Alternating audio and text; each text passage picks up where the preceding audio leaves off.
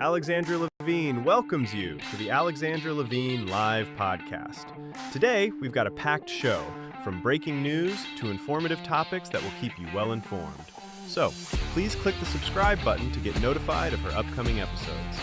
If you like what Alexandra talks about, then please share the Alexandra Levine Live to others. Alexandra also looks forward to your comments during this episode. Tonight's Alexandra Levine Live Podcast starts now.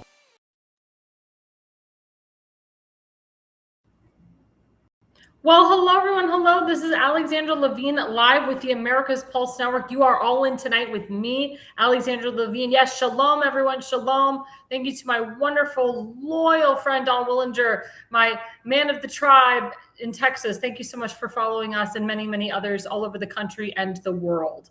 We have some major breaking news for you, as we always do, coming from the White House and beyond. Let's put up the first slide.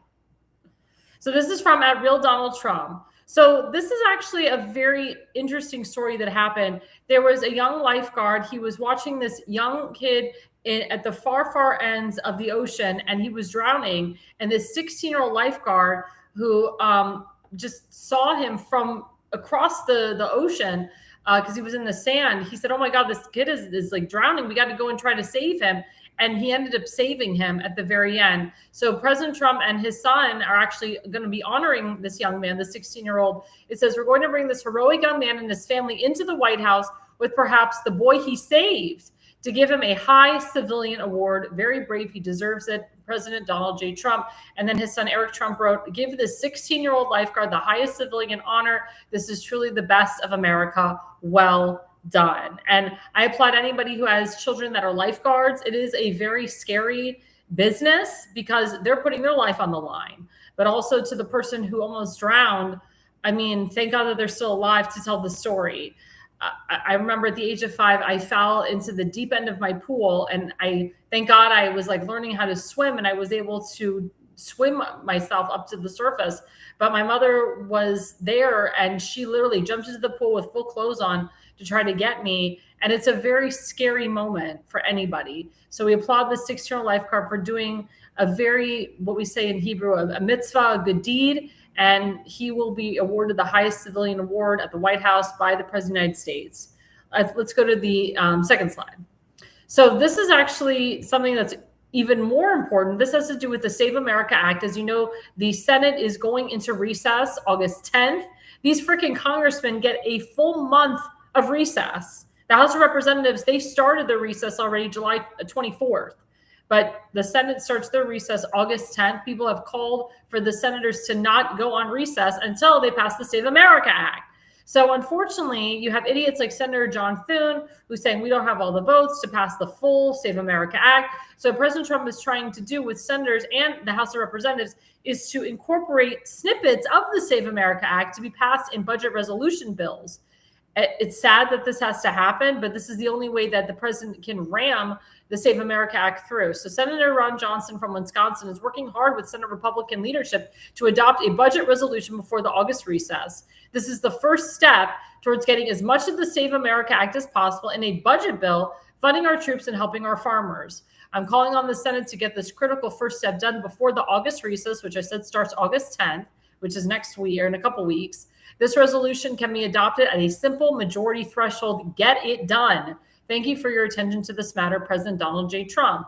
And again, it's disgusting that the president has to go through this whole process. Why Senator Majority John Thune can't round up all of his senators to just vote a full Save America Act, which the House of Representatives is ready to pass. And they want to put it on President Trump's desk. He's ready to sign it into law. But unfortunately, this is the only way that we're going to get any part of the Save America Act in because we have an incompetent Senate Majority Leader. I remind my audience that it only takes 5 Senate Republicans to call to remove Senate Majority Leader John Thune and to have a, quote, vote for a new Senate Majority Leader. I think the reason why they haven't done it is they don't have the votes, which is pretty sad. But this is Senator John Thune, guys, Senate Majority Leader John Thune. He's stalling the full Save America Act bill, so they have to put snippets of it to get it passed. It's disgusting. I do applaud, Congressman Mike Johnson, Speaker of the House Mike Johnson, many other members of Congress for working to get parts of the Save America Act pushed through. And hopefully this will get pushed through before the August recess. Now we go into segment 1.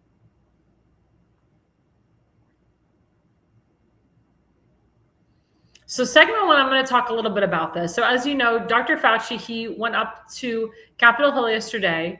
He spoke in front of the Senate Judiciary Committee. And of course, the idiot said that, Senator Rand Paul is doing this on purpose to hurt me, to hurt my reputation. He's defaming me. He wants to catch me in perjury. He's obsessed with me. I have gone through this hearing after that hearing, congressional hearings, other hearings. I've answered every question alive about gain of function and so forth, and about COVID. And as my instruction by my dozen lawyers, more than a dozen lawyers that were there yesterday, I am going to plead the fifth and not answer any questions. Now, this guy was, quote, pardoned. Remember, we had something called the APN. They pardoned him. And then we found out that the pardon was in 2014, which was when Obama was in power. So they pardoned the guy. But why would they pardon him when he wasn't convicted of a crime? Did they pardon him in case he was convicted of a crime? As a pre, would they say an Alfred plea deal, so to speak? You plead guilty, but you don't fully plead guilty. It's ridiculous. So basically what the pardon is saying is that you were found guilty and that you need to be pardoned. But Mr. Fauci, Dr. Fauci, hasn't ever gone to jail, even though he should go to jail. So why was there a pardon given on 2014? Why did Joe Biden, or quote, the APN, give him a pardon before he left office? It's crazy. And the president has the power, President has the power to reverse the pardon. But because he is pardoned under the Constitution, he now has to, he was subpoenaed by Congress to answer questions. Apparently his lawyers don't understand the Constitution, and Dr. Fauci doesn't either. He's pardoned from, quote, the crime. Therefore, he can talk about the, quote, crime that he committed, which we all know he committed massive crimes. I mean, he literally did everything he could to kill innocent Americans, to get rich, just like Senator Josh Hawley from Missouri said yesterday. And Senator Bernie Moreno from Ohio used some choice words against him, said, what the F do you think you were doing? And even said, look at the attorney that you have. This is the attorney for Bob Menendez. We know what happened with Bob Menendez. He said, if you have to get Bob Menendez's attorney, you must be in deep shit. But, I said on Facebook, and I actually got 1.3 thousand views on Facebook from this post. I said, arrest Dr. Fauci, stop with the dog and pony show. I mean, the Republicans, they just kept coming after him. They were trying to break him so that he would open up his silence and answer a question. Senator Bernie Moreno actually asked the audience if they've been hurt by the jab, if they almost lost their job because of the jab, or they did lose their job because of the jab, if they were called a racist for speaking ill of the jab, will you please stand up? And Fox News anchorwoman Laura Ingraham was behind Dr. Fauci. She stood up. And Bernie Moreno said, Dr. Fauci, can you turn around your seat? This is not a question. Can you turn around your seat and look at the people's lives that you affected? And he wouldn't even do that. And Bernie Moreno said, to his lawyers, I'm not asking him to answer a question, just to turn around in his seat and acknowledge the people's lives that he affected. And he wouldn't even do that. Dr. Fauci needs to be in jail. Dr. Fauci should not have left Capitol Hill with his head held up high. And then there's a picture of him hours later walking and jogging with his wife on the phone, frantic and freaking out. And actually, if you watch the video of Dr. Fauci giving his, quote, statement, his hands were shaking because he was nervous. And everyone's like, doesn't that look like a guilty man? He knows he's guilty. He knows he screwed up. He knows that he went against the will of the people. And that also he was actually coercing a lot of hospitals and private facilities to push the COVID-19 vaccine, as well as remdesivir, which was hardly tested. It was like a brand new drug, which actually affects your kidneys and your lungs. He pushed Biden's team, I should say, to get rid of the monoclonal antibody to Regeneron, which is an antibody, which actually saves lives. And also, he refused to give prescriptions, or he wouldn't allow other doctors to give prescriptions of ivermectin, hydroxychloroquine, which has been proven to cure things such as malaria, parasital sicknesses, and flu, etc. I can tell you I had the opportunity to obtain ivermectin in 2020. I took it 2 years prophylactically before I got a bad case of COVID in 2022 for a month, but I didn't end up in a hospital. And I continued to take ivermectin, hydroxychloroquine as I had COVID. I had like the cough from hell, but I got through it. I got over it. And it was very hard for me to get the monoclonal antibody treatment. I was in Texas at the time. It was very hard to get it. And if I hadn't gotten it, I think I probably would have been dead. True story. I know I've talked about this a lot, but this is an important story. My grandfather was a World War II veteran. He served in the Philippines from the transition from the Air Corps to the Air Force in Manila for 5 years, working on B-52s, F-35s, which you see today. My grandfather used to describe how hot the airplanes were, how he had to strip out of his clothes and just literally just be in his underwear cleaning the airplanes because they were so freaking hot. But my grandfather was a very healthy man. He had a quadruple bypass at the age of 74. He had hernia surgery at the age of 76. But other than that, he was a pretty healthy guy. Never got pneumonia, never had anything bad. Didn't have kidney issues, didn't have heart issues, none of that. Was born very healthy. My grandfather was at a private facility in Sarasota, Florida called Aviva. My grandfather slipped in his shower and fell and had to get partial hip replacement surgery at the age of 98, which the doctor said to my mother, Debbie, you're very strong and your father is very strong. You guys have strong genes in your family. And if I didn't feel that your father was strong enough to have the surgery, I wouldn't let him do it. Or I wouldn't perform it on him. But he performed the surgery on my 98-year-old grandfather. And he was recovering in his rehab facility just fine. And then all of a sudden, my grandfather obtained COVID-19. He was the only one on the third floor that obtained COVID-19, which I thought was very strange. I thought my grandfather got a bunch of false positives. They kept saying, no, he's positive, he's positive, he's positive. So they closed off the entire floor. I couldn't even go see and visit my grandfather. Neither could my mother. And my grandfather's COVID kept going untreated day after day after day. It was like 5 days untreated. They said that my grandfather should take Mucinex and Robitussin.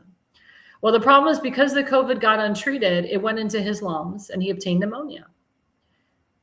Day 7, my grandfather still didn't have an antibiotic in his system. Finally, my mother said, you need to give my father an antibiotic. He's going to die from this. They did. Of course, it wasn't a strong antibiotic. It was amoxicillin, which wasn't strong enough. He should have been on doxycycline. I happened to be visiting my family that day in Florida. I saw my governor, Ron DeSantis, talking in Jacksonville, Florida, how he was opening up monoclonal antibody treatments because he had a great relationship with the owner of Regeneron, who was a donor to his campaign, his gubernatorial campaigns. And I said to my mom, this is what we need for Grandpa. We need to get him this treatment. This will save his life. Now, at the time, you only had between the first day and the 10th day of testing positive for COVID to be able to get the antibody treatment Regeneron. And my mother called the doctor, and the doctor said, oh, yeah, your father's a perfect candidate, but we have to go through infectious diseases, and it's a process. Well, let me tell you something. The process is what kills the people. Because what infectious diseases was doing is it was purposefully making sure that people that they knew needed it between the 1st and the 10th day didn't get it. That they were, quote, approved 2 weeks after they were tested positive for COVID, which means they weren't eligible to get it. And I told my mom, infectious diseases is screwing the people. So because of my personal relationship with my governor, because I worked on his campaign, his gubernatorial campaigns, I said, Mom, I'm going to personally write, email, and call Governor DeSantis. And I did. And he emailed and called my mother the next day. It was actually the Department of Health under Dr. Kenneth Shepke that called my mom and said, Debbie, what's up with your dad? What can we do for him? And my mom told him the whole story. He said, we're going to have a strike team sent to the rehab center where your father is. It's coming at 10:45. Make sure you fill out this form, because if you don't fill out this form, they won't let us in. And my mother filled out the form, and they came in. They came in less than 24 hours. Not only did they save my grandfather that day with Regeneron, but they saved 5 other lives that day. What we found out is that this private facility actually had Regeneron in their facility. but did not give it to COVID-19 positive patients. And I can tell you, after my grandfather received that treatment, they told us he was up and running, he was strong, he was going to the bathroom on his own, he regained his strength, and his COVID went away very fast after that. I swore to myself and to God that I would not allow my grandfather to die of COVID, that he would not be a COVID death. But what happened was the rehab facility did not take care of my grandfather. They still did not treat his pneumonia properly. So we ended up at Sarasota Memorial Hospital, which murdered many lives. And it was reported that they kept giving COVID-19 positive patients or patients that didn't even have COVID remdesivir in their drip without them knowing it or without consent. My mother did not consent to remdesivir. And they also put medical fentanyl in my grandfather's drip, medical opioids like fentanyl and so forth in my grandfather's drip without my mother's consent. My mother had power of attorney and so did her sister. My brother-in-law was actually the one that discovered that fentanyl was going into my grandfather's drip. I still, to this day, it'll be 5 years in September that my grandfather passed away, that I do not have his full medical records. When I asked, they said it was a whole procedure. My family and I have tried to sue Sarasota Memorial Hospital, but because of the medical malpractice laws in Florida, it is practically impossible to sue and get anything from it unless the spouse of the deceased is alive or the children of the deceased are 24 years of age and younger, which my family is not eligible. And you only get $100,000 as a result of suing. So it's not even worth it.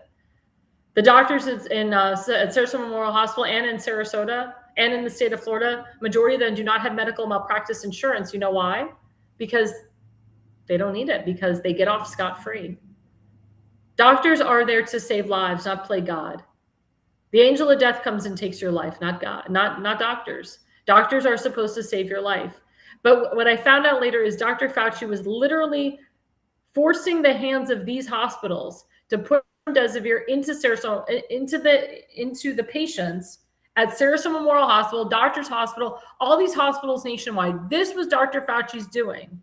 Dr. Fauci purposely told the doctors not to prescribe ivermectin hydroxychloroquine to COVID-19 positive patients. There was actually a doctor that went in front of the hospital board of Sarasota Memorial Hospital, and the minute he said the word ivermectin, he was thrown out. There's another girl that was, I forgot where she was living before, but she lives like in Charlotte County, which is close to Sarasota County. Her name was Ann Vandersteel. I'm sure everybody knows her. Ann Vandersteel went in front of the Sarasota Memorial Hospital Board in Sarasota County and talked all about remdesivir and what the effects are of it and how Sarasota Memorial Hospital was commissioned to put remdesivir between, listen to these years, between 2021 and 2023. When did my grandfather die? In September of 2021. My grandfather got the monoclonal treatment in August of 2021, which gave him 1 month extra left to live. But my grandfather did not deserve to die. My grandfather should not have been forced to take 2 shots of the Pfizer vaccine from Aviva because the private facilities were forcing and mandating their residents, especially seniors, to take the vaccine. They would not allow my grandfather to go down and eat dinner with his friends until he took the vaccines. My grandfather was not allowed to have AIDS unless they were vaccinated, and my grandfather was not allowed to see my family unless we were vaccinated. As you know, I am not vaccinated at all. My father didn't get the jabs of death. My mother got the Johnson & Johnson 1 shot because my mother is a teacher, and the teachers union was forcing and mandating all the teachers to take some form of a vaccine. And my mother was afraid that if she didn't get the Johnson & Johnson, they would have mandated her to get Pfizer, AstraZeneca, the other one, Moderna, which had a lot of side effects. One thing about Johnson & Johnson is that is the only COVID-19 vaccine that did not contain mRNA. But I can tell you my mother had severe side effects from getting just 1 shot of the Johnson & Johnson. My mother had a huge rash, red rash on her back that kept growing and growing for 6 months, to the point where my mother had to get laser. She had to go to a laser specialist to laser off the redness from her back. Thank God that was the only symptom my mother had. But I know a lot of friends and I have a lot of family members that have had major side effects from the vaccine. My Surgeon General in Florida, who I love, he went to Capitol Hill and he had the data and everything, and he proved that men ages 18 to 32, actually 18 to 35, who got 2 to 3 shots of the Pfizer vaccine, the Pfizer COVID-19 shot, now have myocarditis. They have brain aneurysm, strokes. Girls that are on birth control that took the Johnson & Johnson obtained blood clots as a result. There was actually men ages 15 above who got the Johnson & Johnson vaccine who have Graves' disease, which means like they have like a tremor. And I watched these videos of people that got the COVID-19 vaccine shots and they were starting to tremor and tremble. And I have a lot of friends that took the vaccine that heavily regret it. There's a lot of people in the music industry that are dying at the age of 34 to 37 because of the effects of the vaccine. My opera career was cut short because I decided to save my life. I was not allowed to perform internationally as a result of the COVID-19 vaccine. They told me in order for me to perform internationally, I had to either get all the jabs or get a PCR test every week, which of course, a lot of those were false positives. And that's putting EU sterile up your nose, which also caused a lot of brain trauma as well, and a lot of infection. It was disgusting what Dr. Fauci and Biden did to this country. President Trump tried to control this virus. He tried to do everything he could. He did trust the advice of doctors and scientists, but he saw Dr. Fauci's game. He knew about Bill Gates and Dr. Fauci working with Bill Gates to try to find cures for HIV and AIDS. Do we still have a cure to this day for HIV and AIDS? I don't think so. But President Trump did Operation Warp Speed to get these vaccines out to originally help people ages 65 and above and people with pre-existing conditions. The vaccines were not created for pregnant women or people that were healthy or teenagers or newborns or pregnant women. That was something that Biden, or I should say Barack Hussein Obama and George Soros pushed through. And when President Trump saw that all Dr. Fauci wanted to do was close the entire country down forever, that's when he said, screw this, we're reopening. And he reopened pretty much our country 2 to 3 months after he locked us down. But he actually made it, he made it so that the governors had, he made it so that the governors had control over their state. He made it a state to state issue, that it was, and the governors the governors were the ones that made the choice whether they were going to fully close or fully reopen. What pissed me off about people like Larry Hogan is that he did not take the leadership as a governor to say we're all open or we are all closed. What Larry Hogan did is he gave the power to the purse to the county executives and the mayors to decide when it was best for their county and their city to reopen. And he did that on purpose. So he didn't get the blame for his state not reopening fast enough. It took almost 3 years for the entire state of Maryland to fully reopen. Prince George's County was the last county to fully reopen. I was in Montgomery County. It took 3 years for Montgomery County to fully reopen. And the county executive was a piece of crap, and he wanted to mandate everybody to take the vaccine and mandate everybody to wear masks. It was disgusting. Thank God I praised the Montgomery County Council for actually going against their county executive because they knew what he was doing was ridiculous. I personally, what it did is it showed which governors were sane and which governors were insane. And of course, all the Republican governors, they opened up their entire state much faster than liberal governors. Kristi Noem, to her credit, was the only governor that never closed down her state. She never closed down a county. She never closed down a district. Her state was the only one that remained open throughout the entire pandemic. And she was shocked that all these governors closed down their states. She did not think she was going to be the last one standing. But the point that I'm trying to make is that this man ruined the dating scene in this country. He ruined it so that people cannot have children. Now people are going to IVF at the age of 23 because they're all having fertility issues. The men's sperm count is very low.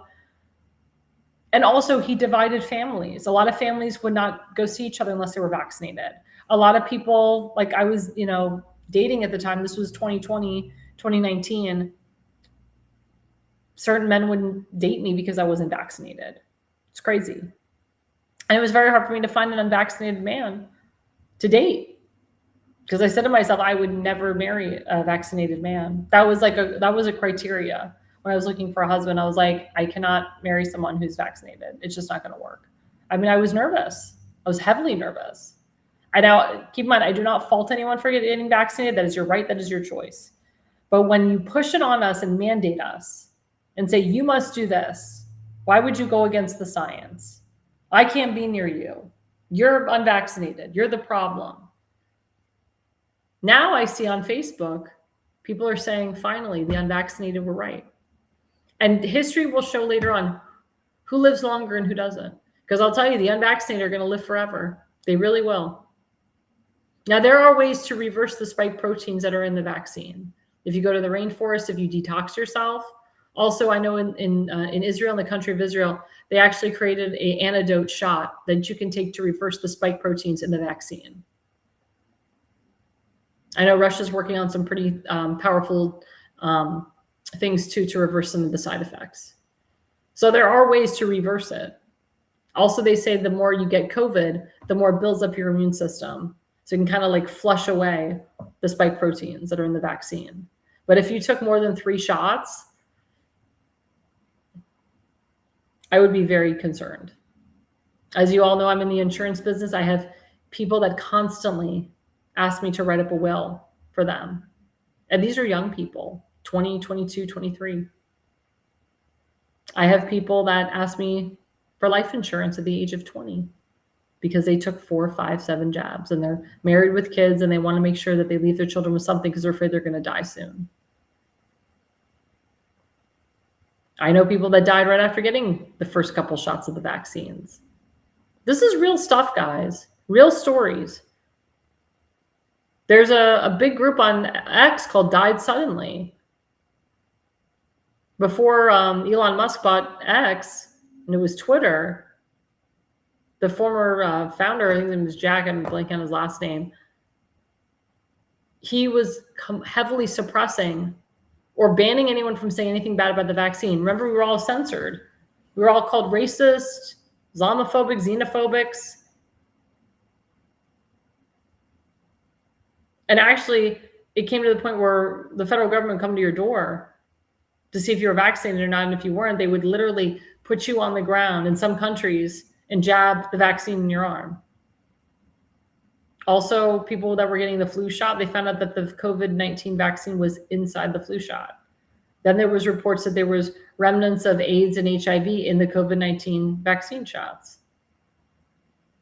We're finding out shots like Gardasil, which is supposed to prevent all forms of herpes and STDs, which I found out it doesn't. It's 3 shots, has affected women in fertility. Thank God I never took that damn Gardasil. They wanted to use me as a prototype for it when it first came out. But the fact that they were pushing pregnant women to take the vaccine, something that's foreign, something that's unkosher. When you're pregnant, you're not supposed to take anything. And it affected a lot of pregnant women. A lot of pregnant women had miscarriages, or their children were born with birth defects. Or the children that are born are having birth defects now. People said, well, yesterday was vindication because the Republicans literally laid out the facts and called out the evils of what Dr. Fauci did. But I'm not vindicated at all. I don't feel vindicated at all. I will be vindicated when Dr. Fauci's in jail for what he did to my grandfather. I will be vindicated when he is no longer walking free. And then frickin' Andy Cohen, who is a producer on Bravo, he gave him a mazel. A mazel in Hebrew is like a good job, like mazel tov, or congrats, and saying he was a wonderful person, a wonderful doctor, did so much. And he slammed the GOP senators. Giving Dr. Fauci a mazel tov for killing innocent lives. He is a murderer. And people are like, well, he's not actually a murderer because he didn't really kill. You know, he didn't actually administer it and kill people.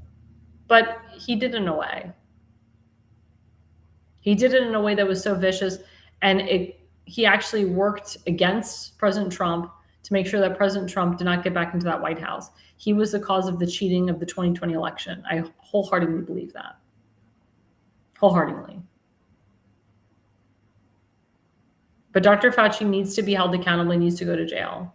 Now, Senator Rand Paul said he will hold him in contempt because he literally said 100 times he invoked his Fifth Amendment, which was against the Constitution when he did. He was pardoned. He was subpoenaed. He was supposed to answer questions. His frickin' lawyers were there trying to make sure he didn't trip up or say anything that would get him have a penalty of perjury. Or catch him on penalty of perjury. But I will never forget what that SOB did to my grandfather and to so many other lives. Let's put up the first slide. So this is from Senator Ron Johnson.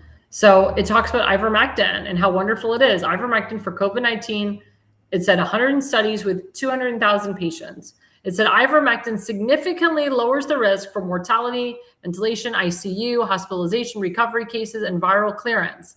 52% lower risk in 54 RCTs, 47% lower mortality in 53 studies. COVID-19 ivermectin studies, this was July of this year. And if you can see it, it shows you prophylactics. When people took it prophylactically, I can't read that. I think it's 54%. 54% of people that took it prophylactically, myself, didn't have any bad risks. Remember how the doctor said, oh, it's a horse dewormer. It's going to turn you into a horse. This doesn't work. Ivermectin got the Nobel Peace Prize in 2015. They're now finding studies are now coming out, and RFK Jr. is proving this, and he's working with the FDA and the CDC to prove that ivermectin actually reduces the risk of stage 4 cancer. Instead of taking a freaking chemo and radiation, if you have cancer, stage 4, take ivermectin.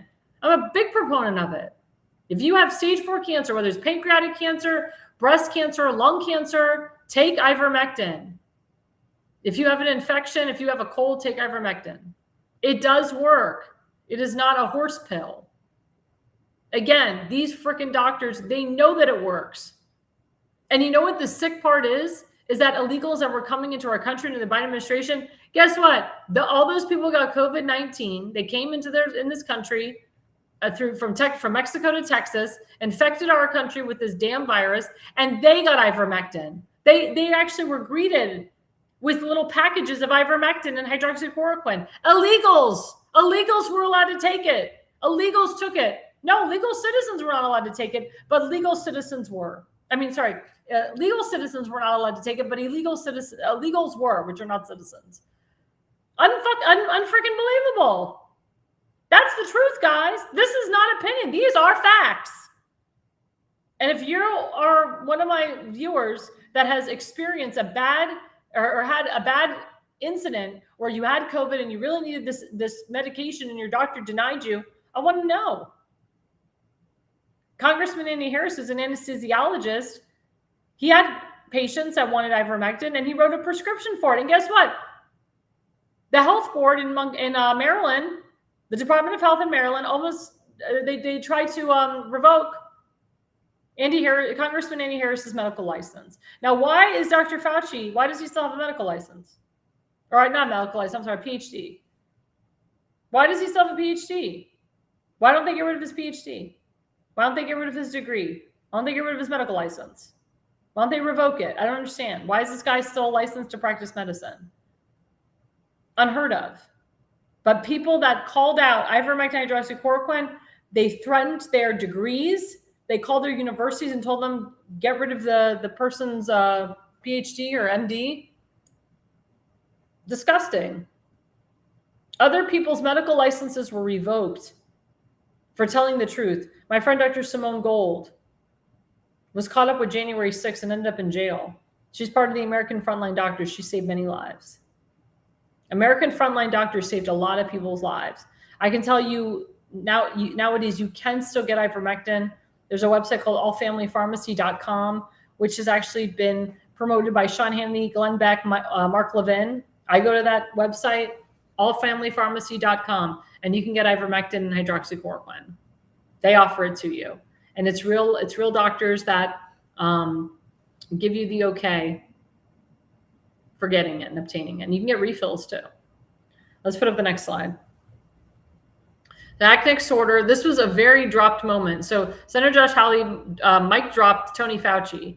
He said, quote, "You called yourself the most famous scientist in the world. You have done more to harm science than anybody in my lifetime.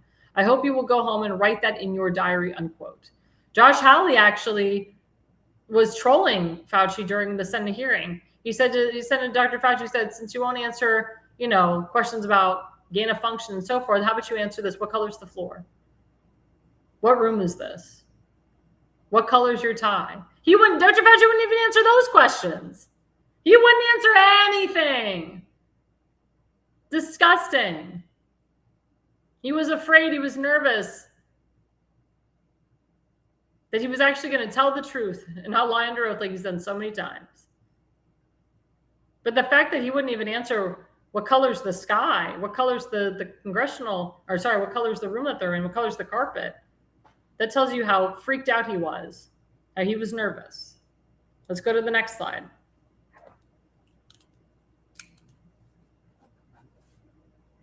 At Bill Brindley, Dr. Fauci just fumed that Rand Paul released his private diary entries because they're, quote, embarrassing and could contribute to his prosecution. Fauci looks panicked.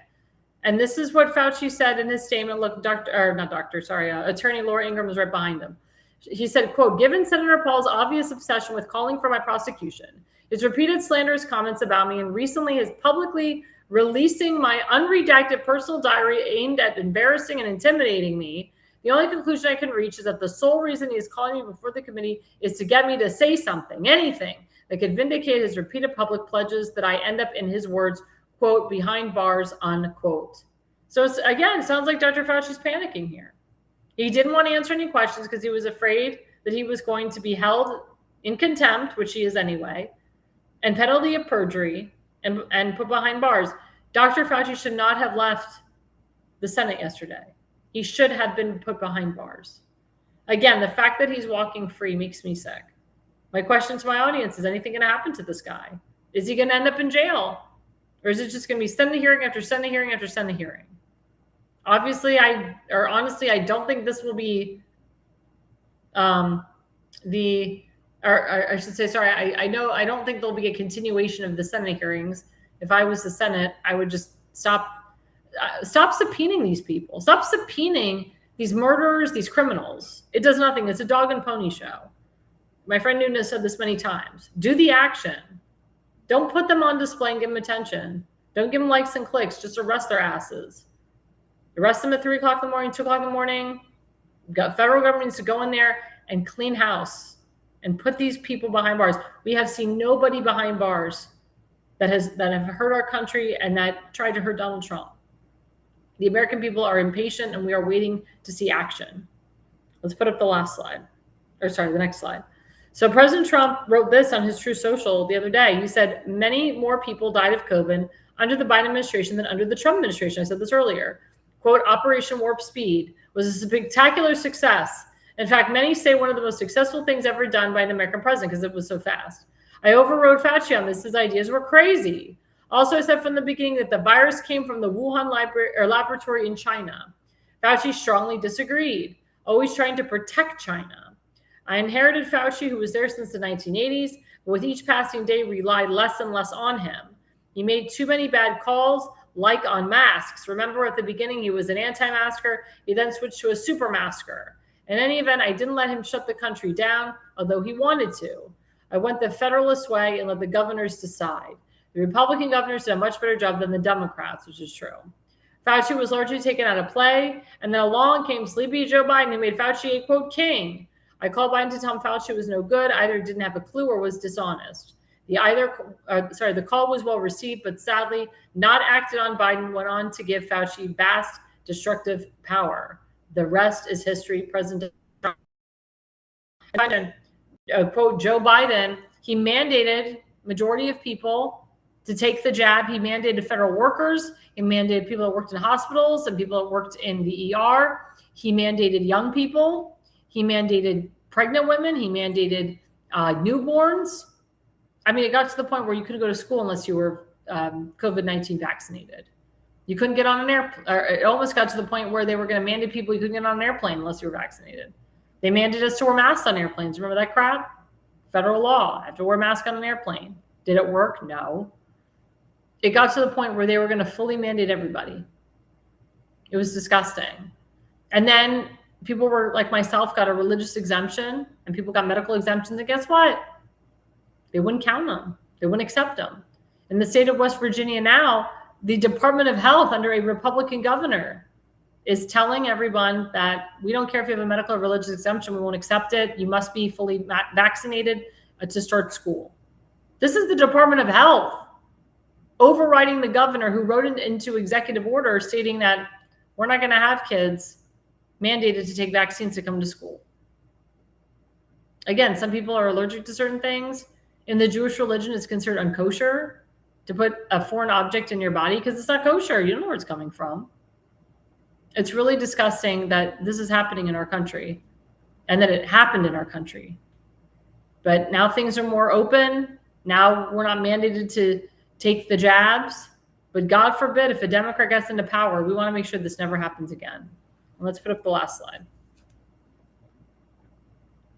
So this is very interesting, which I love. RFK Jr. says Fauci blocked ivermectin hydroxychloroquine because admitting they worked would have made COVID vaccine emergency authorization illegal. Look at that. Remember about the COVID vaccine emergency authorization? Remember that crap? Because Fauci blocked the two main things that helped.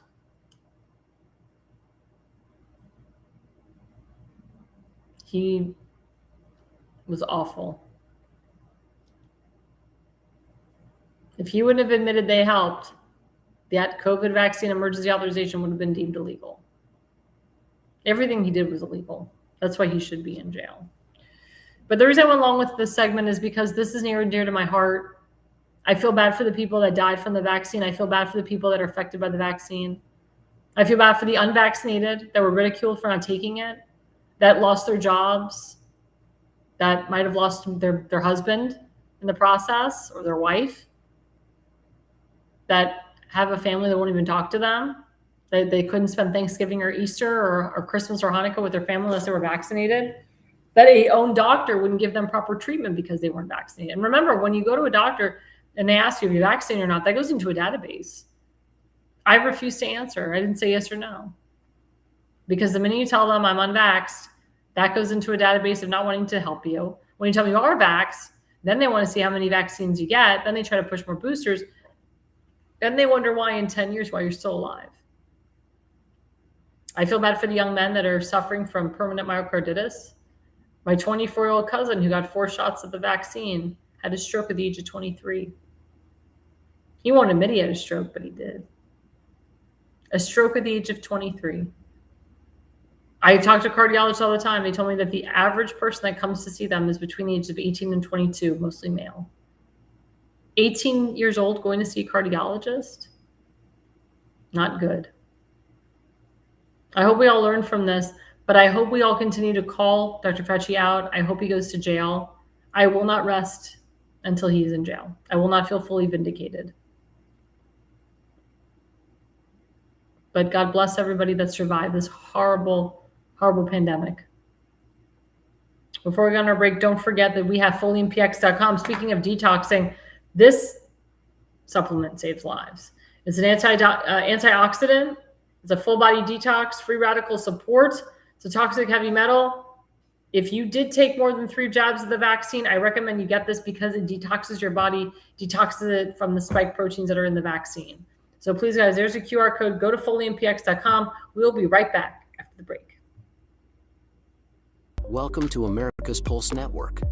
This is APN's very own White House correspondent, Alexandra Levine. This is so amazing and miraculous. We've never had a president in the history of our nation doing this.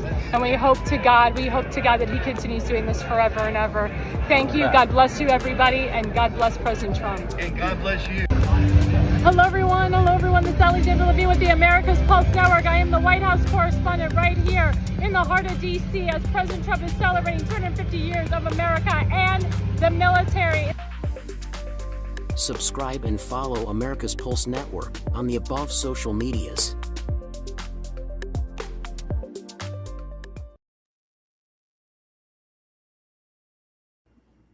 Well, thanks for sticking with us, guys. I'm Alexandra Levine, live with the America's Pulse Network. We are currently live on about 15 different channels, including Rumble, True Social, TikTok, Substack, Parler, YouTube, X, you name it, we're on Facebook. Please go on our website, americaspulsenetwork.com. You'll watch me live. If you're interested in being a podcaster, please fill out the application. We are taking applications now, especially going into the fall, where it's going to get a lot of news.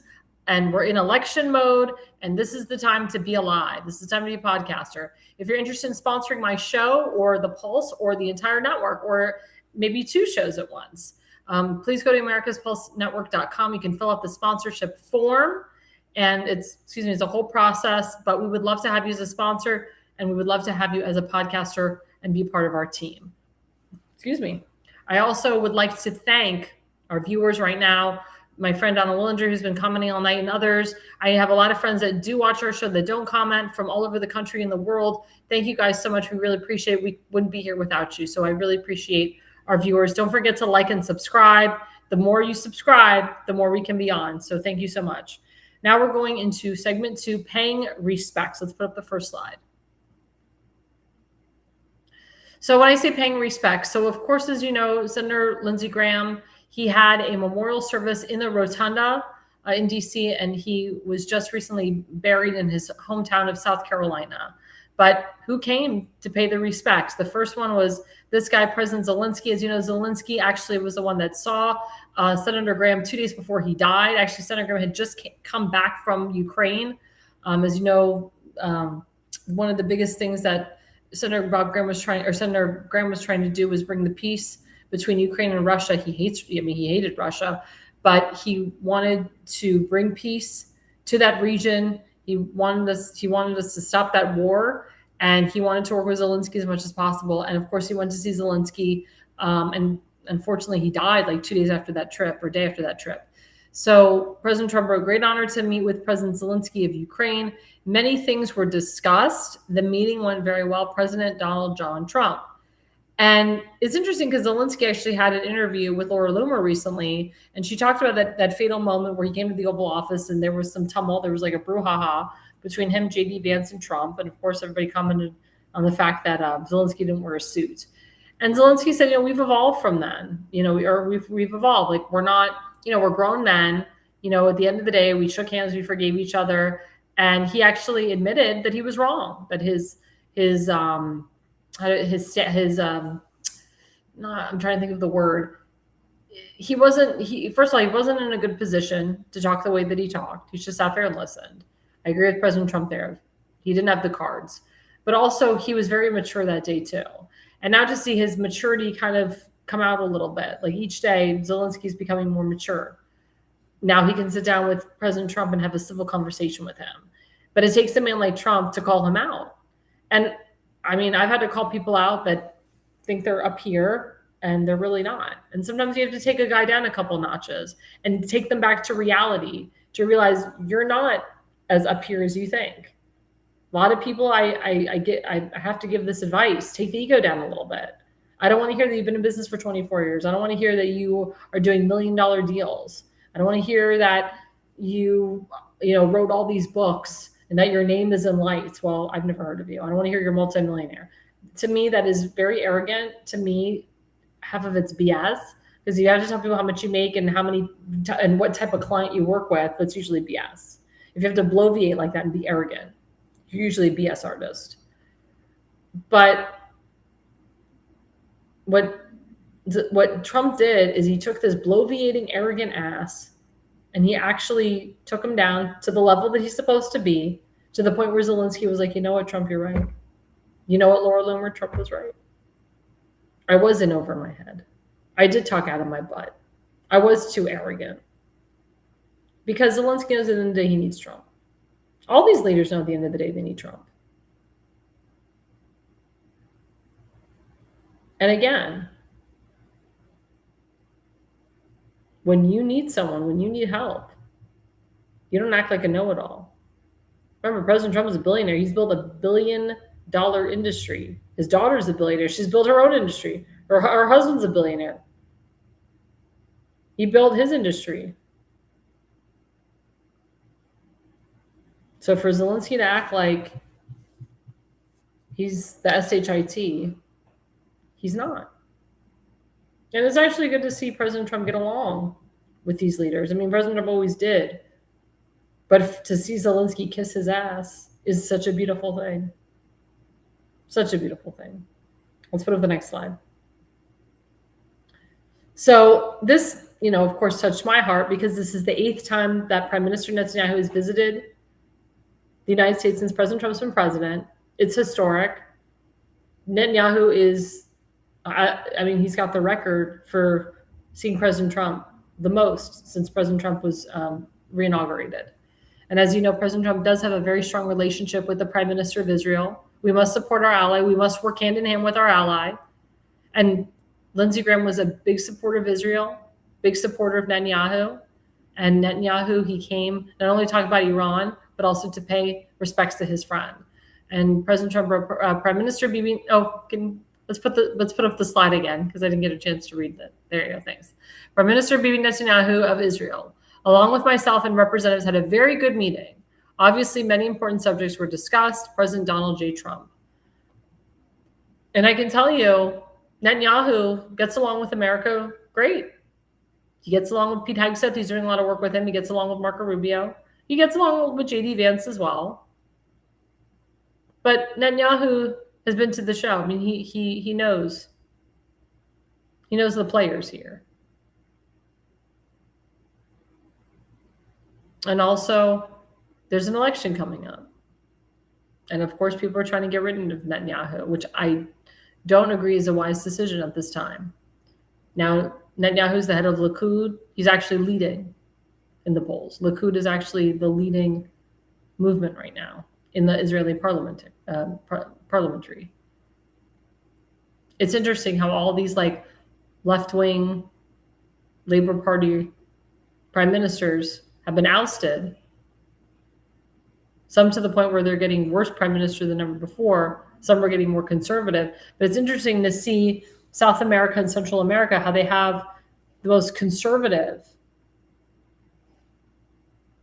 prime ministers and presidents. Same thing with parts of Eastern Europe. But you have China, North Korea, you have Spain, France, Belgium, a lot of these countries that have Canada, a lot of these countries that love the EU, work with the EU, pump money into the EU, and they're turning socialist. And they have terrorist attacks all the time because they allow illegal terrorists to come into their country and take over. And these people have money, so they don't want to get rid of them. It's disgusting. Disgusting.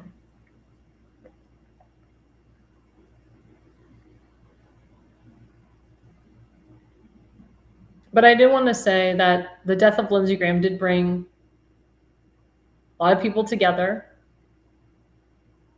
You see foreign leaders coming for him. So it was a way not only for these foreign leaders to pay respects to Lindsey Graham, but a way for President Trump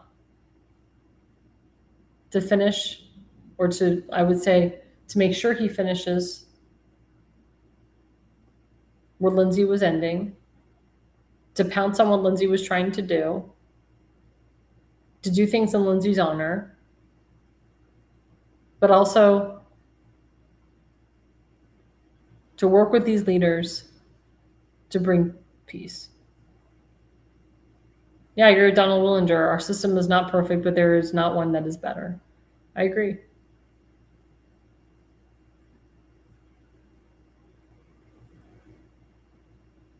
And as you know, Darlene Graham, Lindsey Graham's sister, she took on the role as interim senator, and she's actually running to take on her late brother's position permanently, which, in my opinion, I think is fabulous.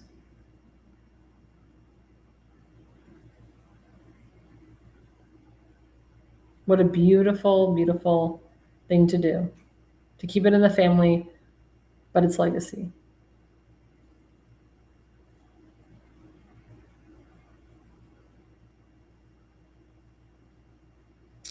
So before we go on our next break, don't forget we have our second sponsor, rncstore.com/ALL Richardson Nutritional Center. Again, all natural products here. Guys, this improves your wellness. It helps with cancer. I take a lot of these supplements. They're great. You can mix them with Folium PX.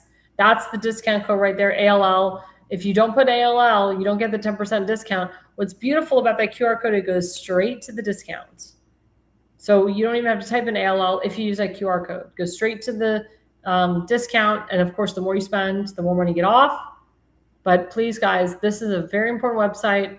We have to cleanse the body, cleanse the skin, get some energy back in there. Operation World Without Cancer. Definitely go to rncstore.com/ALL and stay with us, guys. We'll be right back after the break.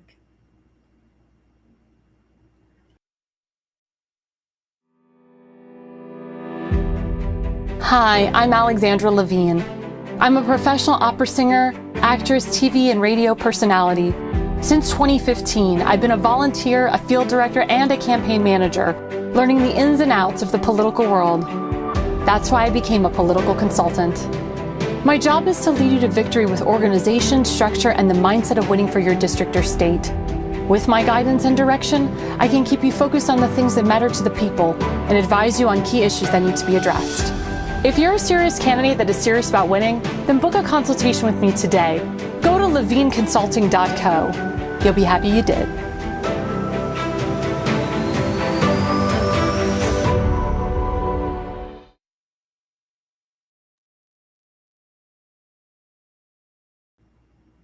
Well, hello, guys. It's me and Alexandra Levine live with the America's Pulse Network. Segment 3 is a very different segment. It's celebrity gossip.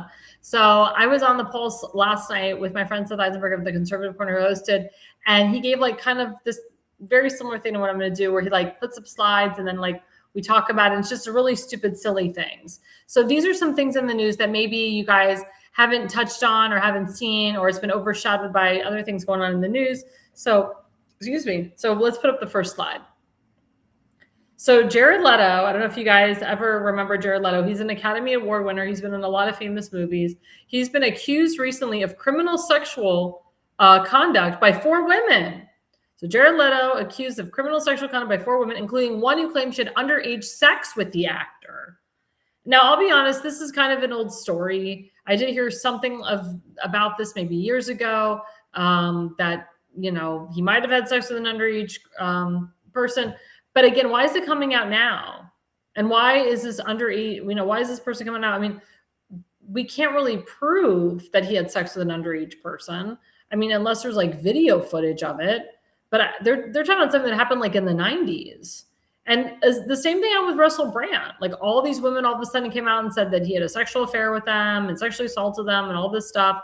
Same thing with Chris Noth. Like all of these actors, all of a sudden, these big name actors, they get attacked left and right by these women that come out of nowhere. And it's actually happening, you know, in the political news too. But I mean, I'll be honest with you, Graham Plattner really did what those women said that he did. I can't speak for Jared Leto here. And I'm not a big fan of celebrities either. But why would they be bringing this up many, many years later? Like when I say many years, I'm talking about like from the 90s. My question to my audience, what do you think about this? Do you think you should be held accountable? Do you think they should bring the person who claimed she was underage? What does Jared Leto have to say about this? I haven't seen a comment from him after this. He's probably like freaking out.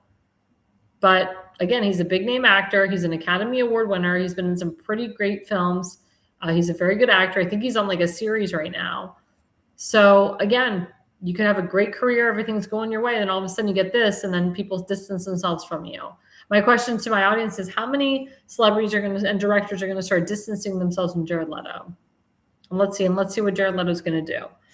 Let's go to the next slide. Oh, no. Nope, not that one. That's later in the show. We have that one, and then we have, yeah, there you go. So this one's really interesting, and I've been bringing this up a lot and talking to a lot of women about this. So moms over 40 are now more common than teen moms for the first time in history. Anne Hathaway right here, as we see, she's pregnant for the second time. She's 43 years old. So women over 40 are now giving birth at higher rates than teenagers in the United States. The 40 to 49 age gap has seen a 24% jump in birth rates over the past decade, driven by financial stability, career goals, and better fertility treatments. Teen birth rates have dropped to record lows in the same period. Some people think waiting is the smart move, while others believe younger is better for raising kids. What do you think is the right age to have a first child?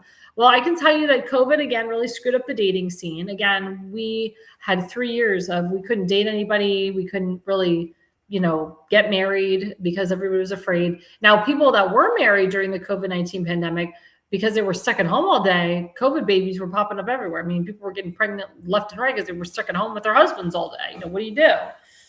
But I can tell you, I've talked to a lot of nurses, and they say that they have, seen a lot of women come in at age 40, 42, having the births for the first time, vaginally, not cesarean, but vaginally, and all their babies are coming out healthy.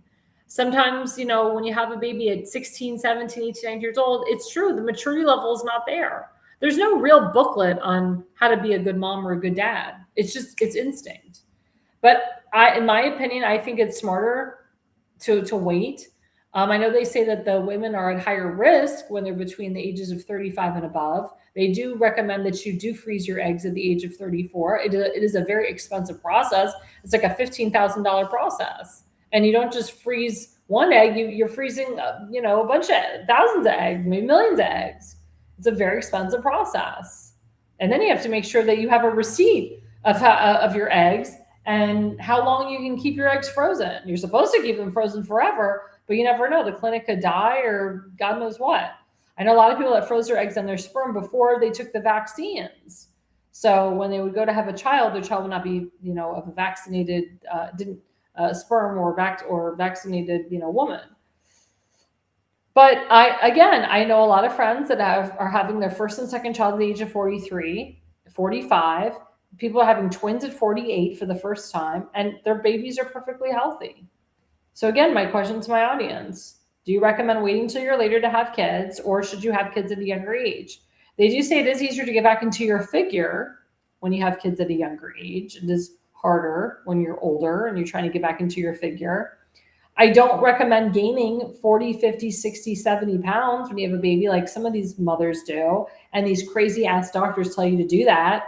You really should only gain about 20 to 25 pounds each child. Now, if you're having twins or triplets, that's a whole different thing. But you really shouldn't gain above 30 pounds because you're gonna become pre-diabetic or get diabetes. And again, it's your body.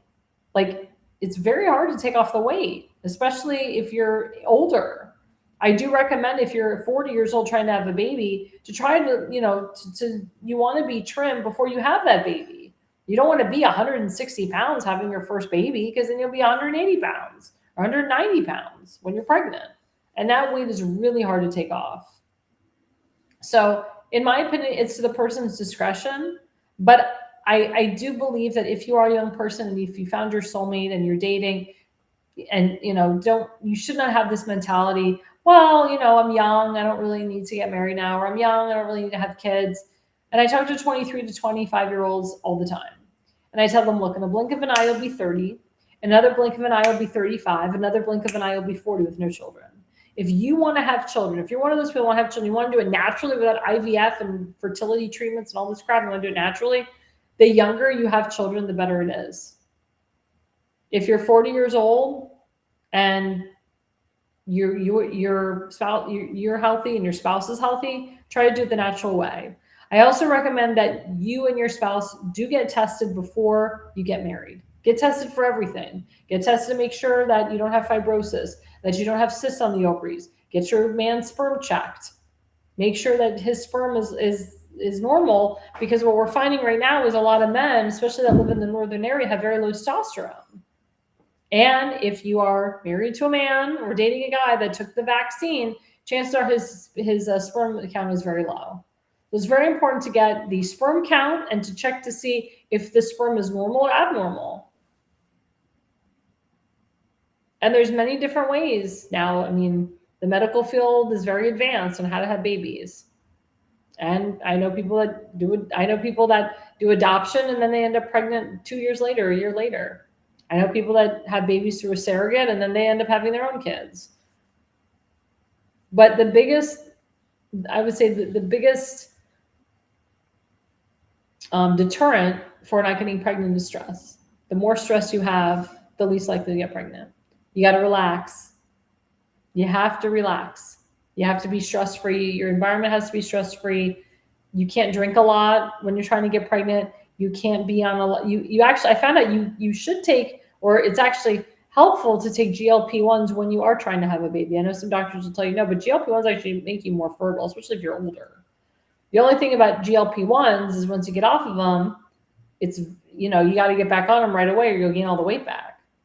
So it's that up and down, up and down. And you can take GLP-1 supplements. You don't have to take the injections, even though the injections do work faster. And they say it's better to take tirzepatide than Ozempic. Ozempic has a lot of freaking side effects, but they're both semaglutides.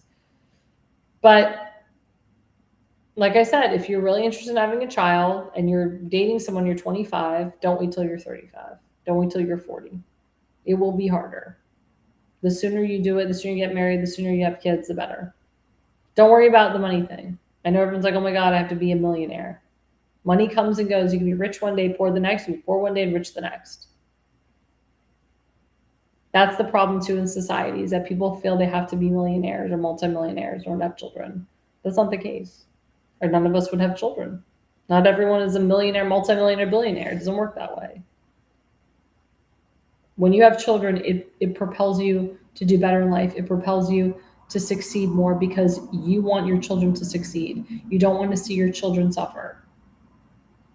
Especially if you, the parent, grew up in a household that you never suffered. You want to give your children the American dream. You want to give them a good life. Another story that I didn't mention here is there's a woman, her name is Nats Loudon, Nats Loudon, what am I talking about? She's a Knots Landing, I can't remember my own writing, Knots Landing icon. So there was a show called Knots Landing, and she was an icon. She's an old woman named Donna Mills. She's 85 years old. She decides to open up her first OnlyFans account. As you know, the owner of OnlyFans, he I think he committed suicide. But I can't believe OnlyFans is still going on. I can't believe they allow an 85-year-old lady to go on there and strip naked or whatever she's going to do. But this actress, this Knots Landing icon, her name is Donna Mills, and she looks great for 85, by the way. I didn't have time to put the picture up, but she looks great. I mean, she's had work done, I can tell you. She's probably had her boobs done, who knows? But she is 85 years old, and she decided to have her own OnlyFans account. I have friends that call it OnlyFarts. I do have a friend of mine who's on OnlyFans, and she does very well financially. A lot of people go on OnlyFans and they do very well financially. But my question to you is, at 85 years old, should you be on OnlyFans? Like maybe as a side gig, but there's people that do it for their livelihood. There's a lot of actors and actresses that got screwed because they decided to take the jab, like Drea Matteo, who was she played Adriana Lacerva on The Sopranos. She got an OnlyFans account and it paid off her mortgage, it paid off her car because she opted not to take the jabs. A lot of actors and actresses got screwed because they decided not to take the jabs.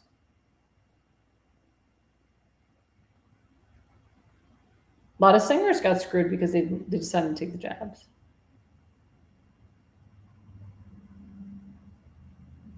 Also, another top story in the news, I don't even want to discuss it because it's horrible. So there's a congressman here in Ohio who I like a lot. His name is Max Miller. He's Jewish. Does a lot for the Jewish people. He's in a very conservative area. He's the incumbent. And I think there's like 2 or 3 people running against him. He was married to the U.S. Senator Bernie Moreno's eldest daughter. Her name is Emily Moreno. They got divorced recently. I think their divorce was finalized a year ago. They have a 2-year-old child together. And now Emily Moreno is coming out and accusing her husband, she's done it before, of domestic abuse and assault while they were married. She accused him of throwing hot water on her, assaulting their daughter, physically abusing her. And I'm like, why is this happening? Why are the Democrats stooping so low to rehash this and bring this up again? Now, I don't know if Emily Moreno personally came out with a recent statement about how she was abused from her husband or ex-husband. But I mean, if I was Bernie Moreno, I'd try to shut the crap down. We want to keep Max Miller in there. We don't want to give that seat up to the Democrats. We don't want him to lose his primary.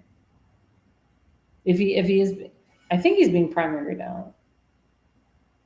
But the alternative is awful. The alternative is really bad. Why are the Democrats throwing this at him? It's a terrible Democrat tactic. And if his ex-wife is a part of this, shame on her. You got your divorce. Maybe you felt you didn't get enough money from the divorce. I know you don't have full custody of your daughter. If that's something you're trying to obtain, and throwing this shade out will get you to obtain full custody of your daughter. I mean, that's what an appeals court is for. Why throw out your dirty laundry to the country, to the nation? Now, I don't know what happened behind closed doors. It sounds like they had a very bad fight, and Mr. Miller probably didn't control himself. Maybe he didn't mean to throw the hot water at her. Maybe he just meant to, like, sounds to me like there was a kettle on the stove, and the tea was going, it was ready to, it was boiling, and then he just took the tea from the stove and threw the water and accidentally hit her. I don't know. I wasn't there. But like I said, I've met Max Miller, very cordial man to me. I don't like it when people get divorced. Sad. Like the end of an era, end of something beautiful or special. Because like you think about like walking down the aisle and all the money that you spent for the wedding and the pictures and the wedding videos, and you can't share it because you're not married anymore. Hopefully Max Miller will find another woman if he so desires. And hopefully Emily Moreno will find a man that I guess she appreciates or supports more. But for this to be brought up, and the election's in November. I know, what am I talking about? Like, oh God, my brain, because I'm thinking Florida. He already won the primary. He is the Republican nominee. And he is the incumbent. So yeah, they're trying to throw the kitchen sink at him in November or for November, and it's disgusting. It's disgusting that they would throw this. Why are they trying to get rid of him? Why are they trying to get him out of Congress? Not a smart move. Not a smart move at all. So let's go to the next slide. There we go. So this has been circulating around. So of course, I know both of these men very well. Congressman Brandon Gill is from Texas. He's a young guy. He's one of the youngest guys in Congress. I think he's like not even 30 years old, or maybe he is in his early 30s. He's married to Dinesh D'Souza's daughter. So he's Dinesh D'Souza, the famous filmmaker's son-in-law. And as you know, Dinesh D'Souza is great conservative, kicks butt, loves Israel, supports the Jewish people. Brandon Gill is doing everything he can to get Congresswoman Ilhan Omar and all these damn Somalis out of our country. He doesn't believe that, she came here legally, and we all know she married her brother. He's get all these Somalians out of our country. And he's up and coming. He is constantly on TV. He constantly fights for his constituents, the American people of Texas and beyond. And I totally support this ticket. I'm not a big fan of J.D. Vance as I am Marco Rubio. Marco Rubio is seasonal. He's been there. I know a lot of people think he's a rhino because he said he formed the Gang of Eight or he was a part of the Gang of Eight. But I can tell you, Marco Rubio does not support amnesty for illegals. I can tell you that. But Marco Rubio is one of the most pro-Israel senators I've ever seen in my lifetime, and the most pro-Israel Secretary of State we've ever had. And when you want to be the president of the United States, you have to support our biggest ally, Israel. We can't have a J.D. Vance who flip-flops or supports the vision of the alt-right of our party. I'm sorry. But my question to my audience, Donald Willinger likes the idea, but to everyone else, do you support a Rubio-Gill 2028 ticket? Make America America again? Now, a lot of people were saying that maybe Don Jr. will run, maybe Eric Trump will run. How does everybody feel of the president's children running for president? I know Don Jr. wants it real bad. I wouldn't be surprised if Barron Trump won. Won. But but ran in 2044 and won. I think Barron Trump will have the last word out of everybody. I've always said that. Because of what happened to him. He was completely ridiculed and destroyed, or he has been, by the Democrats and the Iranian regime. They threatened Barron's life so many times. But I think this would be a really good ticket. I like this. I like this circulating. I'm going to continue to circulate it. It's funny because I have a friend in Maryland, and his name is Brandon Gill, and he's Tim's friend actually, and we put up like memes with him next to Marco Rubio and so forth. And I always say, "Oh, we got Congressman Brandon Gill with us," and his name is really Brandon Gill. It's spelled the same way too. But it's hysterical that people are talking about the 2020 election. We're still not even done with these midterms. In my opinion, I would stop talking about 2028 and focus on 2026, because at this point, we don't even know if we're going to win the House of Representatives again. Because if the House of Representatives goes to Hakeem Jeffries, we're screwed. They'll impeach President Trump, and guess what? The Senate will probably vote to get rid of him too, because they, quote, don't have the votes to keep President Trump. And Senator Johnson will do everything he can to get rid of Trump because he hates him, Biden. But he hates him. I'm telling you, he hates him. So let's go to the final slide of gossip news. So this is disgusting. So the Mexican president, Claudia, who's Jewish, by the way, announced that she formally recognizes Palestine as a state. This is a Jewish Mexican president. She's got Jews that live in Mexico, and she's formally recognizing Palestine as a state. Now, can people tell me where Palestine is on a map? Please show me, because I don't know. What's the capital of Palestine? According to Rashida Tlaib, we have Palestine. According to the Squad, we have Palestine. Palestinian people, they think they have a Palestine. But where the hell is it on a map? What's the capital? Who's the prime minister of Palestine? Who's the president of Palestine? Doesn't exist. This is disgusting that a Jewish Mexican president would formally recognize this. That's why I say all the time, hashtag not my Jew, hashtag not a true Jew, hashtag not a real Jew. I've been saying that for years. My Jexter organization, we started that. Hashtag not my Jew. This woman does not represent the Jewish people. If I was a Jew living in Mexico, I would leave, or I would force her hand and get her out, remove her from office, have her removed from office. For her to recognize that Palestine is a state when we all know it's not. How she is turning, or how she's trying to turn Mexico into a socialist country, into a country that recognizes terrorism.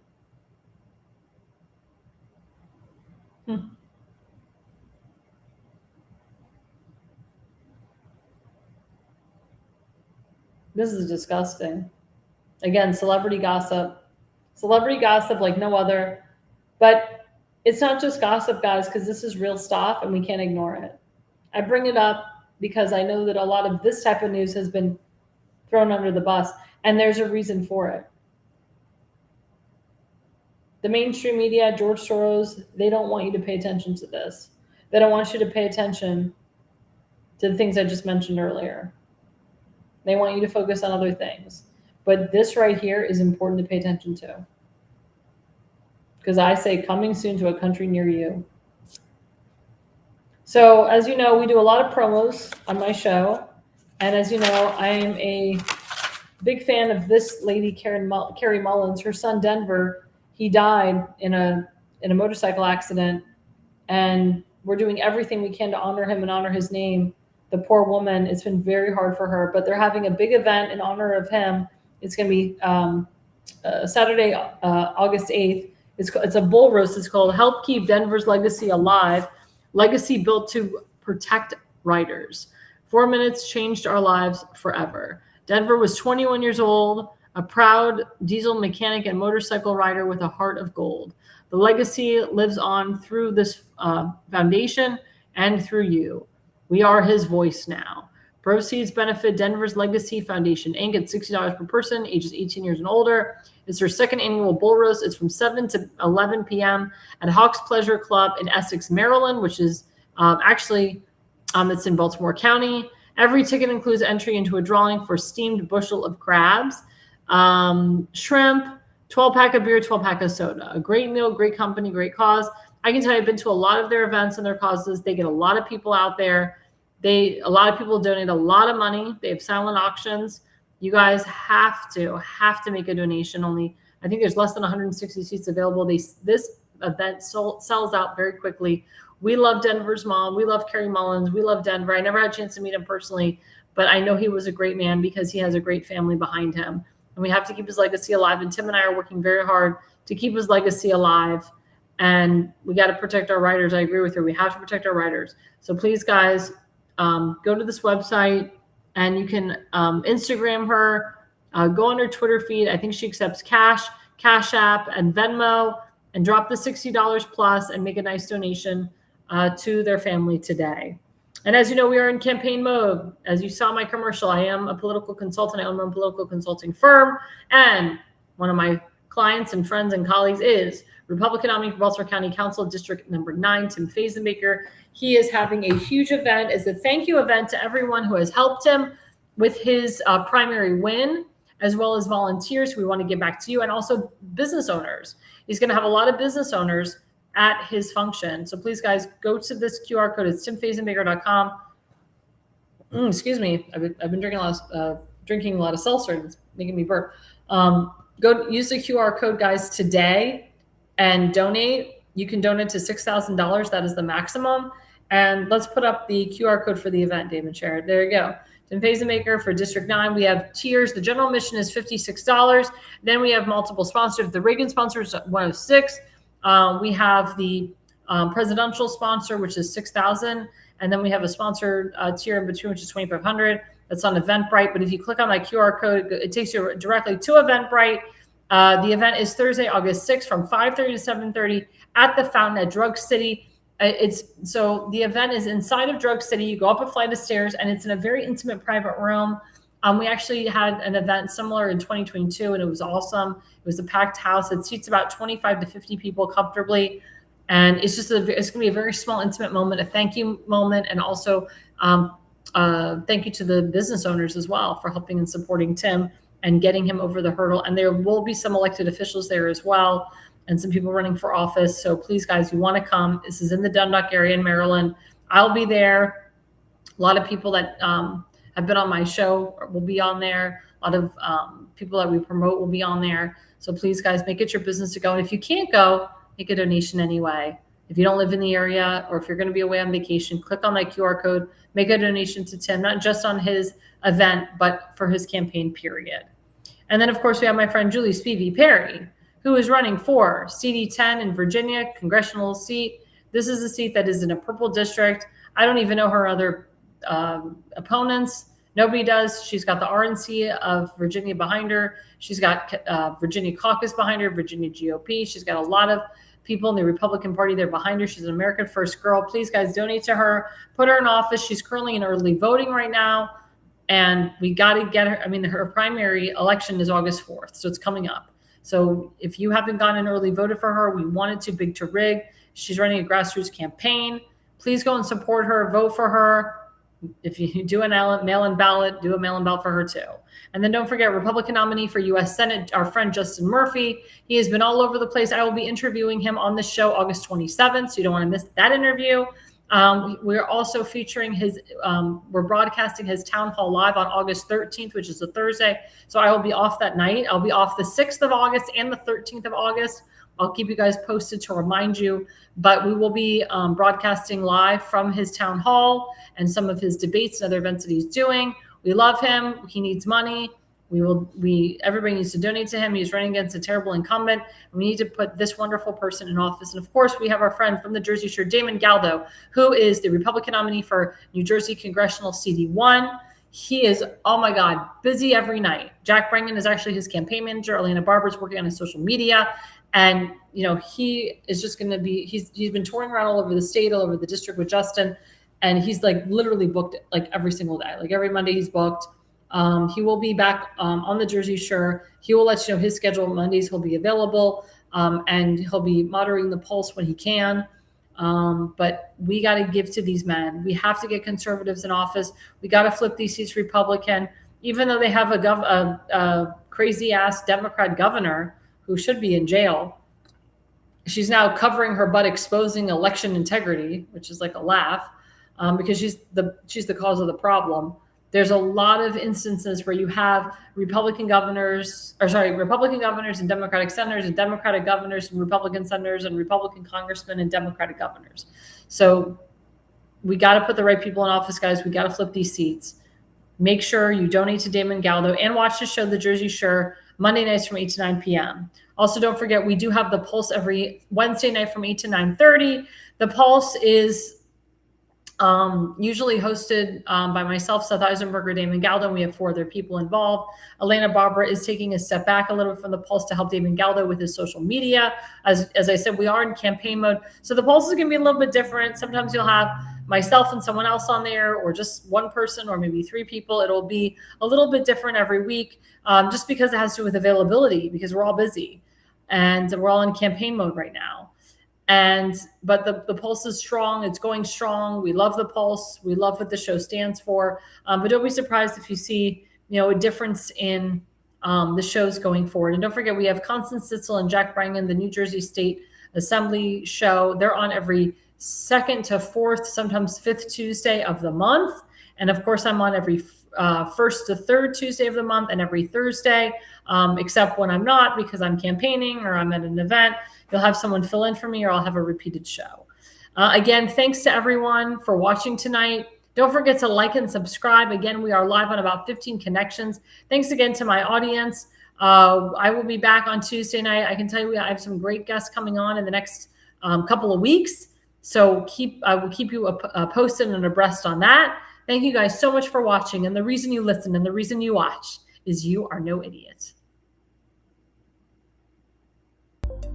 America's Pulse Network. The mainstream media is bought and paid for. The truth is twisted to fit their agenda, but America is waking up, because podcasts are the future for trusted media. Welcome to the America's Pulse Network. It is a network built by patriots that upholds the Constitution. The America's Pulse Network stands for God, truth, and the America First movement. There is no corporate propaganda, no government spin, just real news, real talk, and real voices fighting for faith, freedom, and the future of this great nation with common sense. Here are some of America's Pulse Network podcasts. Alexandra Levine Live, hosted by Alexandra Levine. Jersey Shore Podcast, hosted by Damon Galdo. The Conservative Corner, hosted by Seth Eisenberg. APN's The Pulse, hosted by Alexandra, Damon, Elena, and Seth.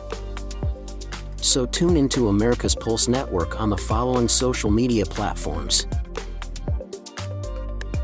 X/Twitter, Rumble, Truth Social, Parler, Facebook, and YouTube. Join the revolution, because the pulse of America beats for God and country.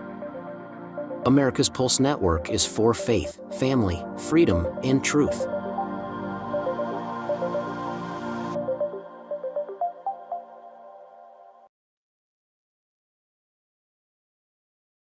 Alexandra, thanks you for watching tonight's Alexandra Levine Live podcast. See you at the next packed show, from breaking news to informative topics that will keep you informed. So please click the subscribe button to get notified for upcoming episodes. If you like what the Alexandra talked about, then share the Alexandra Levine Live podcast with others. Alexandra also looks forward to seeing you on the next upcoming episode.